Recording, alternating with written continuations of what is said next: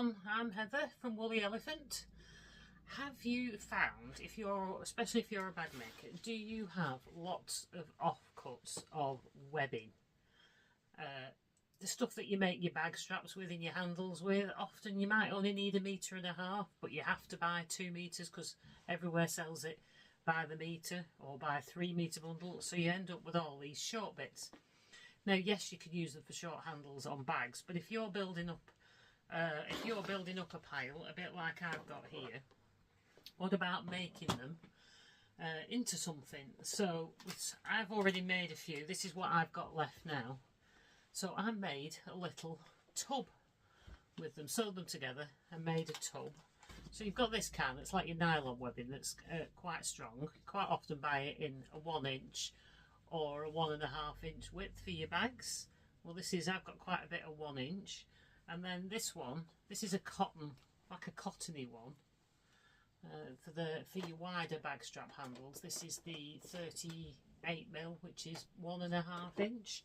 I've got here as well, and I've just made them into tubs, little tubs. And the bit that I cut off that I had left, I folded up and made a little popper pouch with. You could probably just put a couple of coins in if you like to carry them in your pocket, and you could stick that in your pocket. So it's just basically just trying to use up your scraps or things that might sit in the bottom of your box you'll never use. So what I did, this also folds over, this one, it'll make it sturdier. They're not the sturdiest of things, so I wouldn't put my tall scissors in here because the weight of them would pull it over, but I have got in here a couple of rotary cutters. I've got some starch and I've a bottle of glue and a few clips around the top. But if you then fold over the top, and it folds quite easy because it obviously folds where the webbing is sewn, obviously folds on the stitch line where the webbing is. You can fold it over once or you can fold it over twice. I've not really thought much about sewing the colours of this together. I was just using what I've got left, and then you make yourself a little tub and it's sturdier around the top. Now that's great for keeping all your little clips in or things like that, or you could wind up your offcuts, your longer offcuts of webbing, and store them in the tub as well.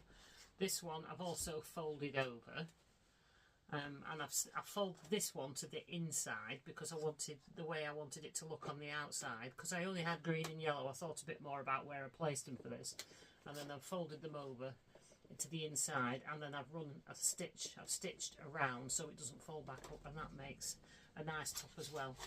I've also just shoved a piece of cardboard in the bottom of this one because it feels more cottony.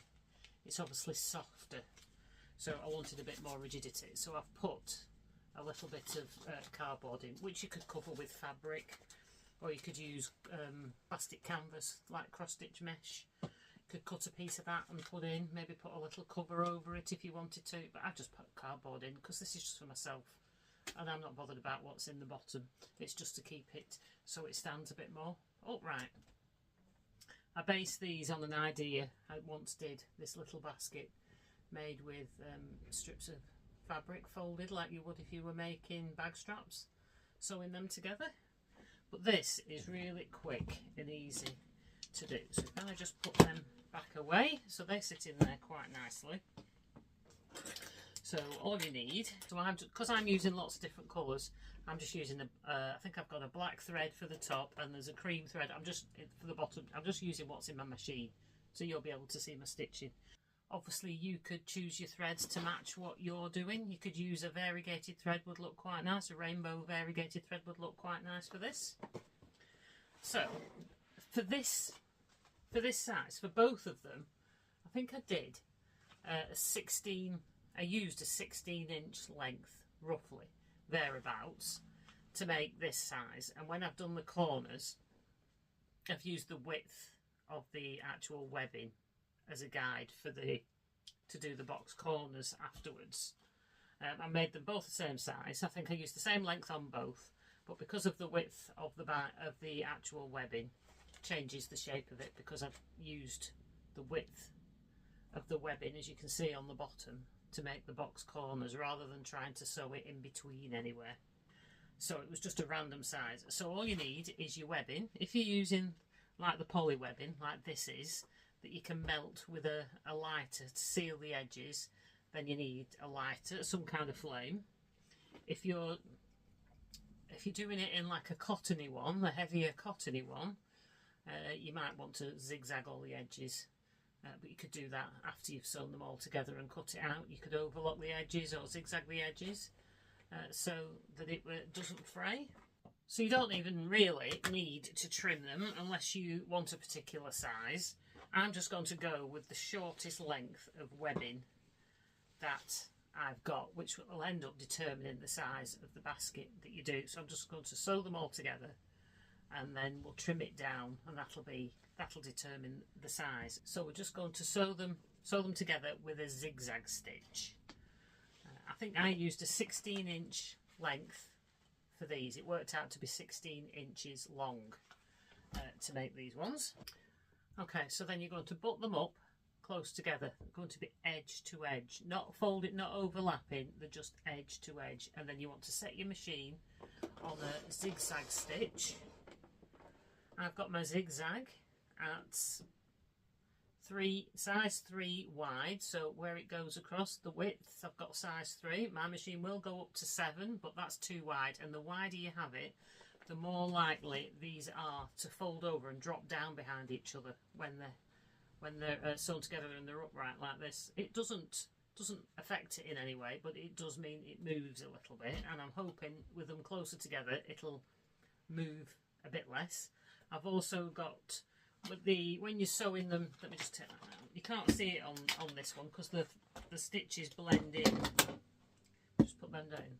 So on this one, so when you're doing the zigzag going downwards, obviously the depth of the zigzag, you want it a little bit closer together. You don't want them too far apart, the stitches far apart. So these are probably a little bit too far apart, so I've set it at 1.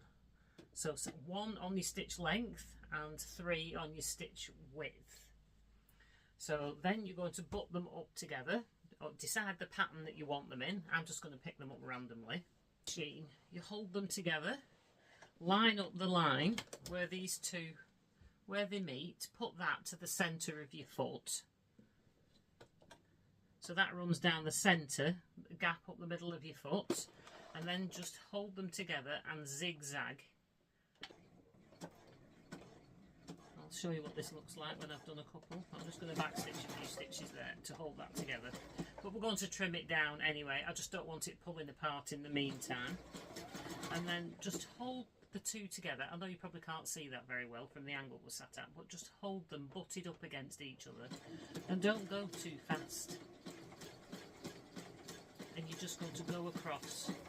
So the join goes right down the middle of your foot, and your needle goes an even distance either side of that join. I'll show you in a second.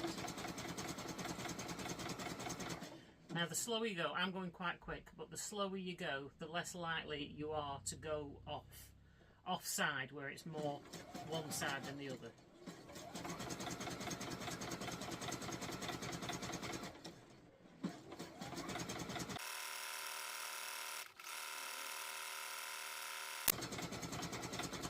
Now when I get to the end, I'm just going to do a couple of back stitches there so it just doesn't pull apart while I'm making it. Okay.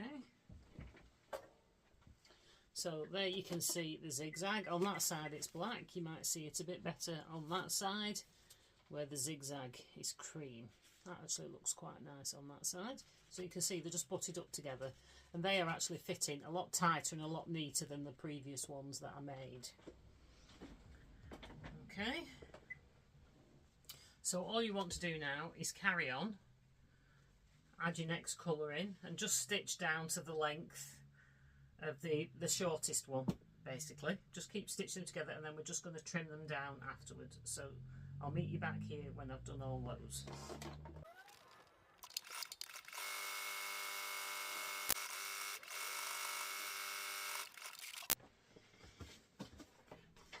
Okay, so there we go. So I've got 1, 2, 3, 4, 5, 6. I've got 7 pieces there. I'm just using what I've got. You could carry on and make them more. So I'm just going to roughly cut this out. You could use a ruler and a rotary cutter if you wanted to. I'm just going to use my scissors for now. I have just enough to do a 16-inch piece. So that gives you your piece of fabric. So now you want to take your lighter. If you've got a lighter, and then seal these edges. Just run the flame down the edge using a thread, a nylon thread, a Gutterman. They're like a polyester thread, so they'll melt along with it to help seal the ends. So do both ends. Okay, so that's that. So now that's your piece of fabric. So we're going to fold it in half. Decide which you want to be your outside and which you want to be your inside. I think I'm going to have the white thread on the outside because I think that stands out quite well. So that'll be the outside. The white thread will be the outside of my basket. So I'm going to turn that to the inside. So that'll be inside when I'm sewing. Line up all your pieces. Now, if you've got some clips handy, I have a few clips. If not, you can do this without. Just put a couple of clips in, and then if you've got an overlocker, you could overlock this edge.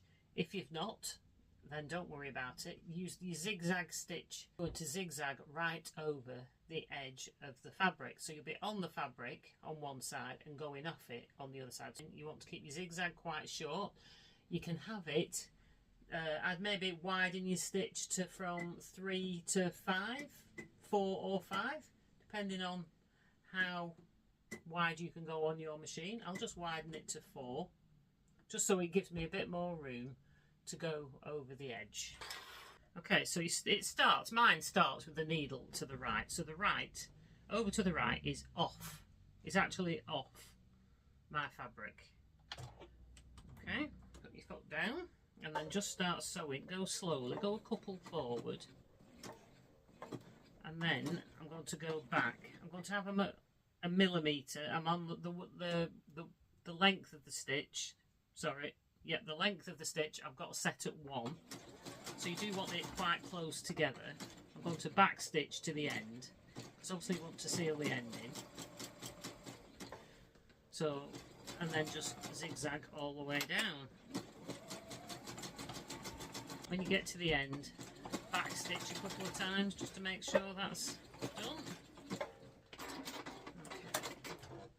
So there we go. That's zigzagged. Some of mine has not gone over the edge because I haven't cut a very straight line, but if you've cut a straight line with a rotary cutter, yours will be much neater than mine. If so, you'll have that seam there now. So if you fold, open it out so that you've got that seam roughly to the centre.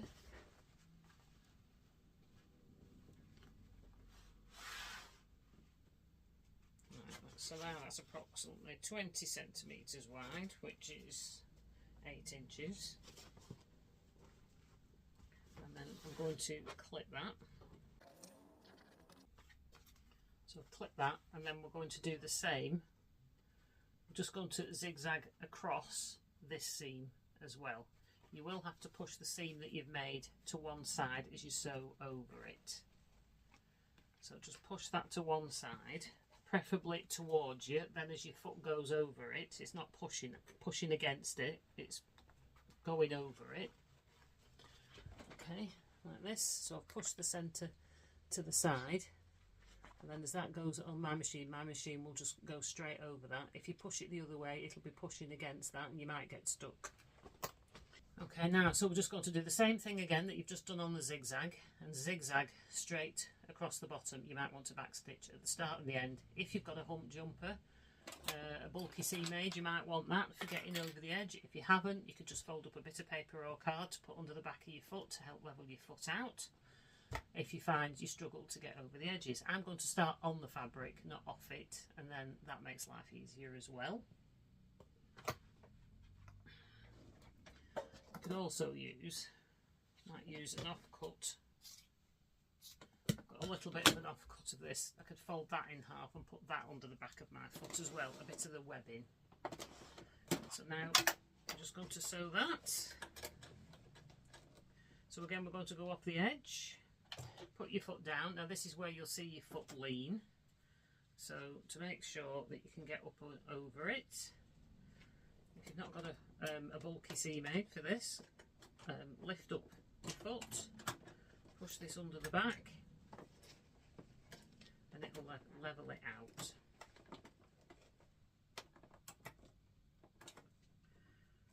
Okay, you might also want to bring both threads up. Bring the thread up from the bottom of your bobbin as well, and then you don't get any tangles. Okay, and then remember to back stitch. So we're just going to go forward a bit, go backwards at the end, and then go forward again. I hope I've not just stitched that in. I've not. Back under.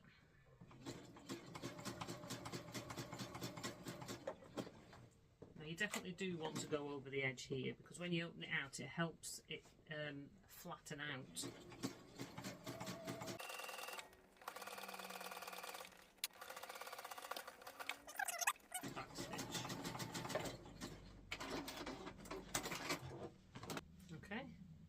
There we go, we've sewn that on the edge. Now when you open that out, that should help. It'll flatten it out a little bit, flatten out the edges a little bit. So now, press it open. So you're going to press the whole thing open. The seam will go down the centre and you'll have one that goes up the side. And press this flat. Press it flat. Okay, now here you see it going in straight lines, so you don't know where to sew your box corner. But if you look from the sides, you've got your strips here. So I would automatically try and get that as centred as possible, and then I'm just going to sew my box corner right in that seam along the edge of that tape. I've done 2 in. Same on that side, just 2 in. And that's where your box corner will be. We're only going to do the 2. Just try and make your seam as central as possible. That way there's no measuring to do your box corners. Literally we're just going by the width of the tape. Okay, so you're going to sew from the sides, not from the bottom, and just sew straight across that second line. If you're using an inch, I did it straight across the second line on this one as well. You can see I've got 2 panels there. Just makes it wider on one side because that's wider tape, so it's not quite as square. So this time I'm not going to do a zigzag, I'm just going to do a straight stitch on this one. Make sure that's central. Switch back to a straight stitch. And just stitch straight down that centre line, back stitching at the beginning and the end. Repeat that on the other side. Make sure that's nice and central. Make sure your seam goes in the same direction as well. Your bottom seam goes in the same direction as you've just done it on the other one. See, you'll know instantly if it's misaligned, if it's not lined up, because this won't look even here. You'll see the odd angle. Same with the pink there, you can see that's higher than the other. So you just need to wiggle it around a bit until they match. And then that should be even then. Okay, so that's pretty much even. Clip them so they don't move.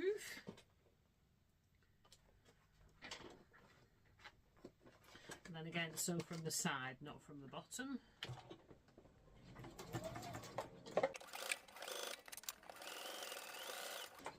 You could do sew over this twice and it would make it a little bit stronger.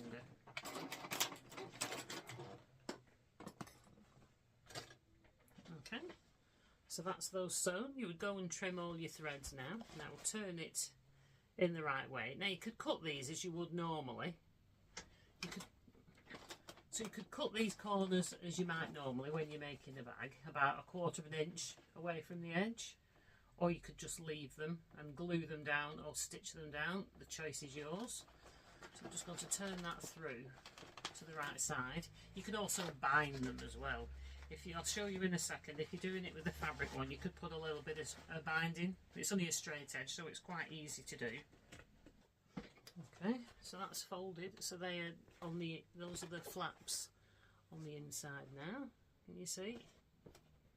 Now you can, like I say, you can glue them down, you can cut them off, you can stitch them down.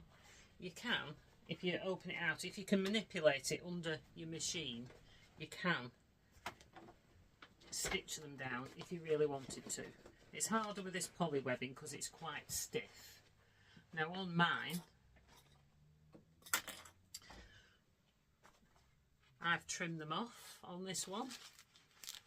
Can you see? I've trimmed the corners off, and then you could just run along the edge with your lighter to seal it, which is what I've done on these, or you could put a bit of binding on, or you could zigzag over the edge like you've done everywhere else.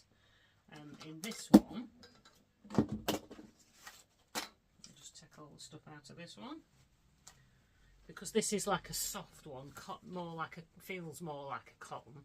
I've put binding on the edges, the two main edges of that. I've not got them on this bit, but I've put them in the corners if you wanted it. Again, you could just overlock that or zigzag that edge as well, and you don't need to do any binding at all. Okay, so that's what it looks like when it's all finished. Now, so there, you could fold the top over if you wanted to, and then fold it over again. Gives you a nice sturdy edge if you fold it over twice. But where you've stitched it, because you've zigzagged across, it folds really quite easily. Okay. And there we go, there's your little tub.